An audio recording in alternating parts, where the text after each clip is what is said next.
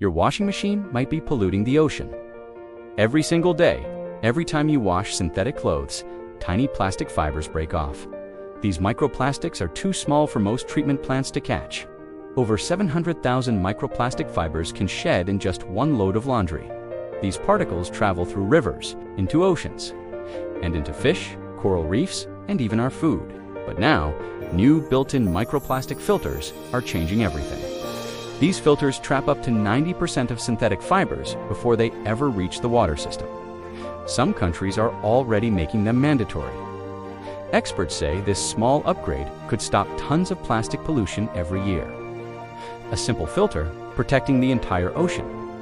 Would you upgrade your washer to save the planet?